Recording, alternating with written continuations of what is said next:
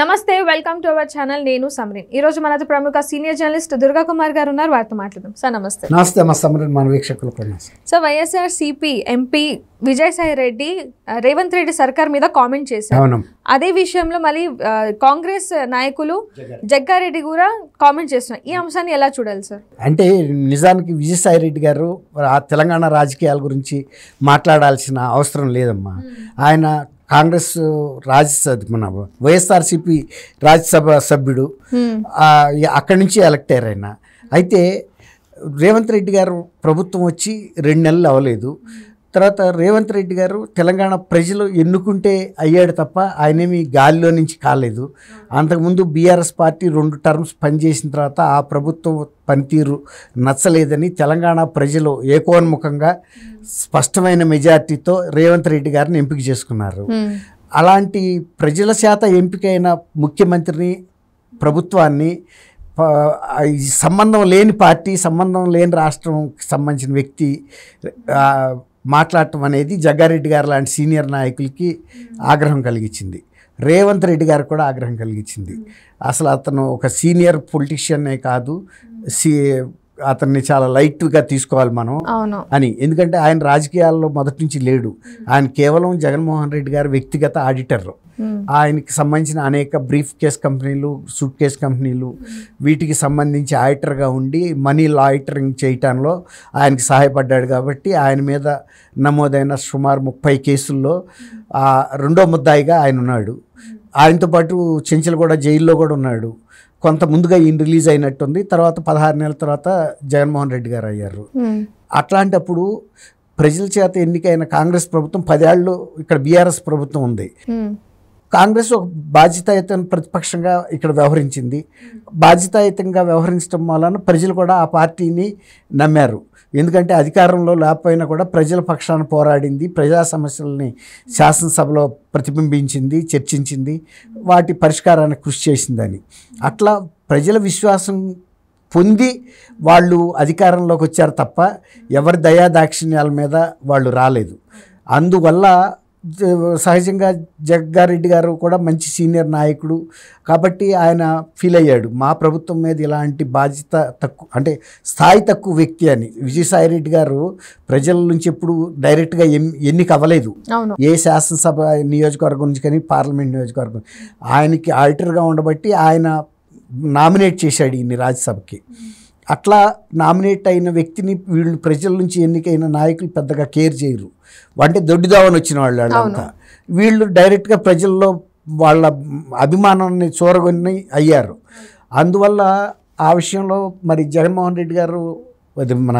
జగ్గారెడ్డి గారు ఆ మాట అనడంలో తప్పేం లేదు అట్లాగే రేవంత్ రెడ్డి గారు కూడా ఫీల్ అయ్యాడు ఒక ముఖ్యమంత్రిగా రాష్ట్రానికి ఎన్నికైన తర్వాత ఎవరో రాజ్యసభలో అక్కడ రేవంత్ రెడ్డి గారు అక్కడ లేడు అసలు రాజ్యసభలో ఆయన లేనప్పుడు ఆయన ప్రభుత్వం మీద వ్యాఖ్యానించే పరిస్థితి ఈయనకు ఉండదు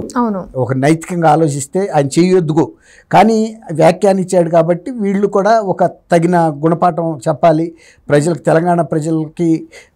ఆంధ్రప్రదేశ్కి చెందిన విజయసాయి రెడ్డి అనే వ్యక్తి ఎంత బాధ్యతారహితంగా మాట్లాడాడు అంటే ఇక్కడ అభిప్రాయాన్ని కూడా ఆయన ఒక రకంగా దాన్ని ఏమంటామంటే మనని తక్కువ చేసి చూసినట్టు అంటే వీళ్ళ ప్రజల అభిప్రాయాన్ని కూడా ఆయన కాలు రాసినట్టు మాట్లాడాడు ప్రజలు ఎన్నుకున్న ప్రభుత్వాన్ని పడగొట్టడానికి నీకున్న అధికారం ఏంటి అది నీకేమన్నా ఇక్కడ ఒక శాసనసభ్యుడు కూడా వైఎస్ఆర్సీపీకి లేరు కదా ఇక్కడ నీ పార్టీ పోటీయే చేయలేదు అలాంటప్పుడు నువ్వు ఇంత ఒక జాతీయ స్థాయి పార్టీకి సంబంధించిన ముఖ్యమంత్రిని అంత మాట అన్నాడు అనేది తెలంగాణ ప్రజలు కూడా ఫీల్ అవుతున్నారు అది ఆయన కనీసం ఇప్పటికైనా కూడా ఒక బాధ్యతాయుతం ఉంటే ప్రజలకు క్షమాపణ చెప్పాలి రేవంత్ రెడ్డి గారికి చెప్పకర్లా రేవంత్ రెడ్డి గారి తర్వాత విషయం ప్రజలు ఎన్నుకున్న ప్రభుత్వాన్ని నువ్వు పడగొట్టడానికి ప్రజలకన్నా నువ్వు గొప్పవాడివా నీ దగ్గర ఉన్న ఆయుధం ఏంటి ప్రజాస్వామ్యంలో ఒక ప్రభుత్వం అనేది ప్రజలు ఎన్నుకుంటారు అది ప్రజలు ఎన్నుకున్న తర్వాత వాళ్ళు నువ్వు పడగొట్టాలంటే నీ దగ్గర ఉన్న డబ్బుతో పడగొడతావా లేకపోతే నువ్వు ఇంకా ఏమన్నా ఇతర సభ్యులను కొంటావా ఏం చేసి ఆయన పడగొట్టగలుగుతాడు లేకపోతే నీ దగ్గర ఏమన్నా రాజ్యాంగం ప్రకారం ఏమన్నా నీ దగ్గర అధికారాలు ఉన్నాయా ఈ ప్రభుత్వాన్ని రద్దు చేసే అంశం అట్లా అది ఒక తీవ్రమైన ఇదిగా మారింది ఆయన ఇక్కడ వ్యాఖ్యానించడం ప్రజలకి బాధించింది కాంగ్రెస్ నాయకుల్ని బాధించింది అంటే ఈ నువ్వు మాకన్నా మొనగాడివా, నీకేం ఇక్కడ అధికారం ఉందనేది. దానికి తోడు కృష్ణా జలాలకు సంబంధించిన విషయం కూడా రేవంత్ రెడ్డి గారు కూడా మాట్లాడారు.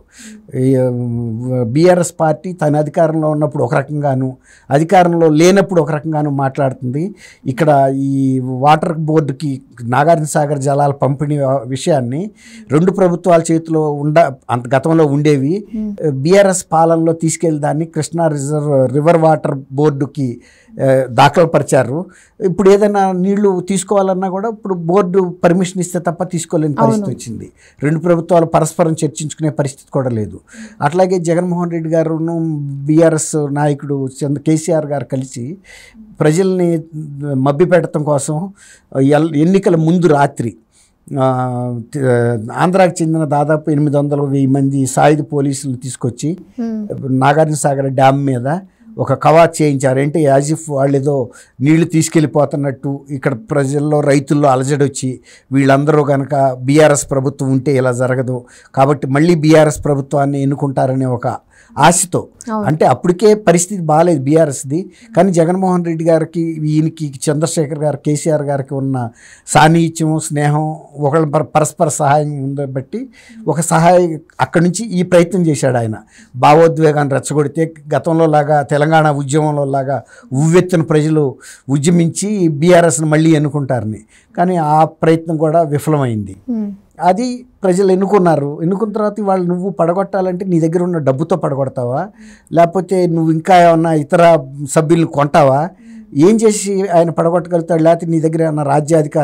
రాజ్యాంగం ప్రకారం ఏమన్నా నీ దగ్గర అధికారాలు ఉన్నాయా ఈ ప్రభుత్వాన్ని రద్దు చేసే అంశం? అట్లా అది ఒక తీవ్రమైన ఇదిగా మారింది. ఆయన ఇక్కడ వ్యాఖ్యానించడం ప్రజలకి బాధించింది, కాంగ్రెస్ నాయకుల్ని బాధించింది. ఇప్పుడు నువ్వు ఇంత ఒక జాతీయ స్థాయి పార్టీకి సంబంధించిన ముఖ్యమంత్రిని అంత మాట అన్నాడనేది తెలంగాణ ప్రజలు కూడా ఫీల్ అవుతున్నారు. అది ఆయన కనీసం ఇప్పటికైనా కూడా ఒక బాధ్యతాయుతంగా ఉంటే ప్రజలకు క్షమాపణ చెప్పాలి, రేవంత్ రెడ్డి గారికి చెప్పకర్లేదు. వీళ్ళు డైరెక్ట్గా ప్రజల్లో వాళ్ళ అభిమానాన్ని చూరగొని అయ్యారు. అందువల్ల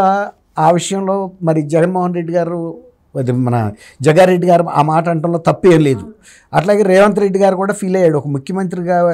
రాష్ట్రానికి ఎన్నికైన తర్వాత ఎవరో రాజ్యసభలో, అక్కడ రేవంత్ రెడ్డి గారు అక్కడ లేడు, అసలు రాజ్యసభలో ఆయన లేనప్పుడు ఆయన ప్రభుత్వం మీద వ్యాఖ్యానించే పరిస్థితి ఈయనకు ఉండదు. ఈ సంఘటనలన్నీ కూడా తెలంగాణ ప్రజల్ని కాంగ్రెస్ లీడర్లని కూడా కొంత మనసు బాధించినాయి. దాని మీద వీళ్ళు స్పందించారు. ఇటువంటివి భవిష్యత్తులో అయినా సరే